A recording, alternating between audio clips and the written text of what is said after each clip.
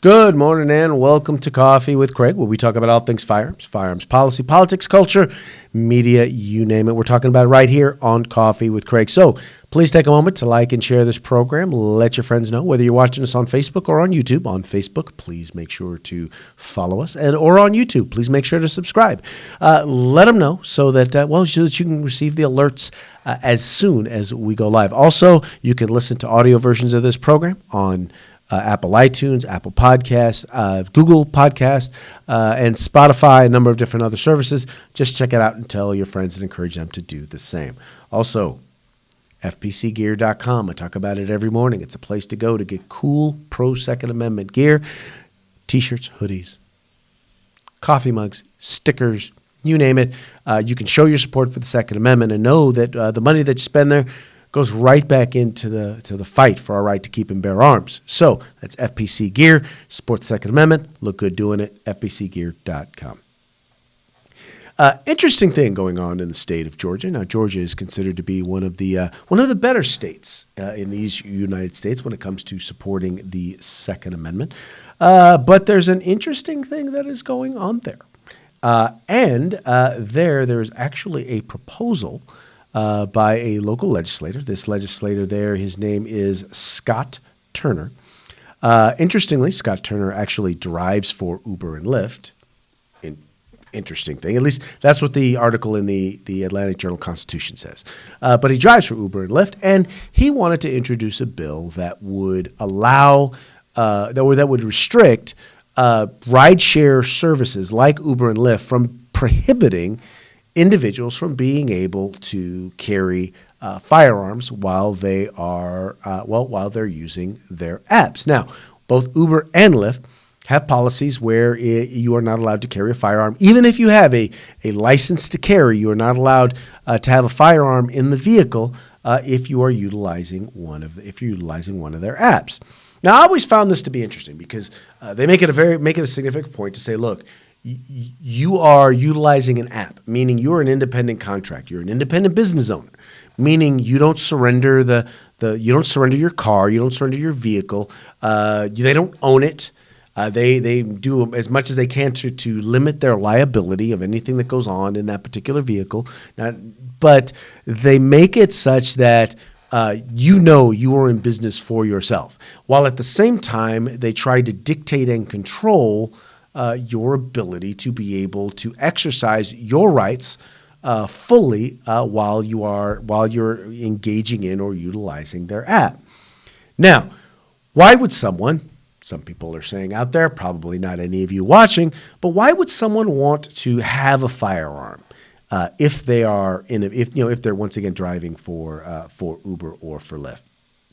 Well, let's talk a little bit about that.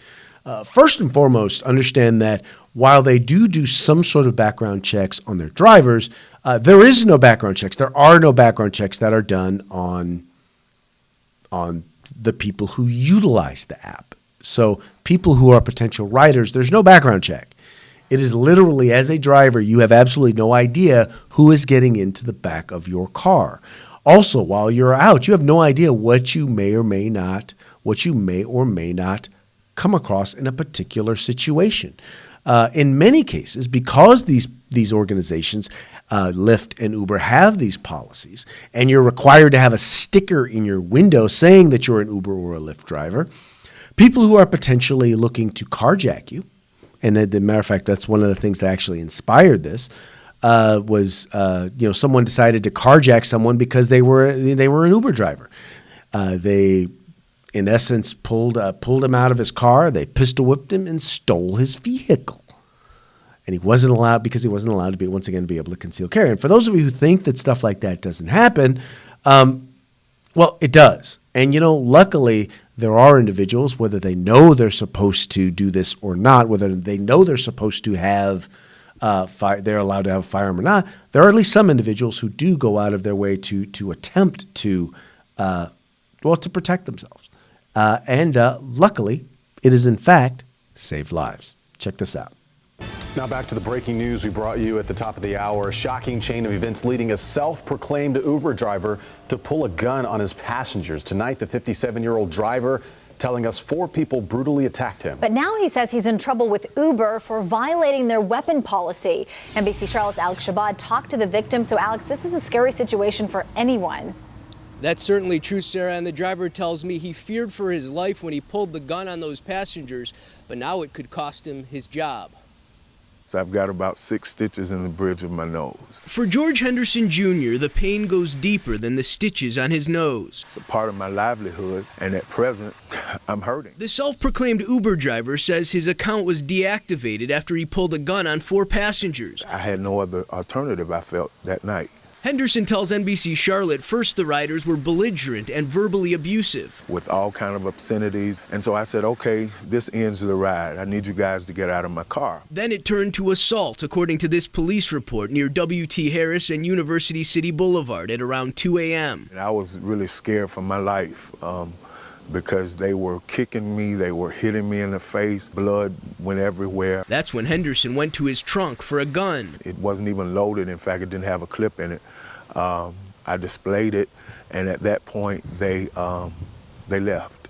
They ran. Henderson, who says he's been an Uber driver for 2 months, admits he failed to read the company's weapon policy. But there again, had it not been for that, where would I be? He says he's given more than 500 Uber rides. I have over 250 5-star ratings. And he says he's never run into a situation that ended this way.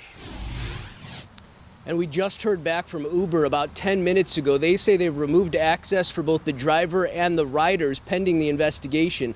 So far, no arrests. Live in Charlotte, Alex Shabbat, NBC Charlotte. Alex, thank you. Breaking news. So, to be clear, this is an individual who's, once again, who's doing this. 500 rides in a 2-month period is a lot of rides for someone to do. Meaning, he's doing this on the regular, all right? And this is an individual who came across folks. They, let's just say they were less than respectful. He asked them to exit the vehicle, and they proceeded to assault him. Now, what would have happened to him if he had not had, if he didn't have that? If he didn't have a firearm where he could at least get them off of him, or he could at least be able to defend himself and get them to leave. Now, it wouldn't have been advisable to not have a magazine in it or to not have it loaded. But, anyway, in this case, it worked out for him. But once again, this is not the only instance. I mean, we've seen there are a number of different. There was an instance where an individual pulled over, threatened an Uber driver because he thought his girlfriend was in the back of the car. And the only way in which this individual was able to defend himself was, once again, because he had a firearm. There's also incidences, and this is the thing that not a lot of people talk about, is the fact there was an incident in Chicago where an individual actually stopped a mass shooting. An armed Uber driver actually stopped a mass shooting. Check it out. Check this out. An Uber driver with a concealed carry license shot a man who opened fire on a crowd in Logan Square. The driver was sitting in his car when he witnessed Everardo Custodio opened fire Friday night at Milwaukee and Drake. He grabbed his own gun and fired 6 shots at Custodio, hitting him in the lower back and legs. No one else was hurt. The driver stayed until police arrived. He has not been charged. Meanwhile, Custodio is being held without bond on assault and unlawful use of a weapons charge. So think about that. So here is a case where you had an individual who, once again, was an Uber driver, saw someone engaging, and basically just pull out a gun and start shooting people, and he actually came to the assistance. I mean, he actually stopped a mass shooting. An Uber driver. Now, once again, what if he had followed Uber's policy and didn't have his firearm? Then what would he have done? What would have happened? How many people would have been shot in that particular case? Nobody knows. Nobody knows, because we also don't know how many times an individual who normally would have had a concealed carry permit decided to keep the company policy and may have been in a situation where they could have done something and weren't able to do something. Folks, this is, once again, I could keep continuing to go around this. There just seems to be, whether it's corporate America or whether it's some governmental entities, they seem to think that because you want to exercise your right to keep and bear arms, that you forfeit other rights. You forfeit, in this case, private property rights because, well, you want to exercise your right to keep and bear arms. So, anyway, I don't exactly, according to the article in the Atlanta Journal-Constitution, they don't know whether or not this legislation is actually going to go anywhere. Primarily because Uber and Lyft actually do have a relatively significant, how shall we say, they have a significant lobby in many, many states, including the state of Georgia. So it'll be interesting to see what happens. But one has to raise the question, once again, if you are an independent contractor, if you are in fact working for yourself, how far can they really go in terms of enforcing these things? And, I'll just, even if they are allowed to enforce the policy, here's the thing that I would say to that. And I'll take I'll go back to the case of the first individual who was there. Let's just be real. All right. This is a guy whose life very well could have been his life was in danger. And I realize that right now he's probably in a position where he's not able to exercise his right to keep, he needs work and he's not able to drive because he chose to do that. But I'll tell you what, I would rather be unemployed, than carried by six, shall we say. But once again, these companies should not be allowed to be able to do that. Once again, you want to hire him, you want to cover him, and you want to make sure whatever it is, you want to make sure that you as a company, Uber and Lyft, that you're going to protect him and provide for his well-being.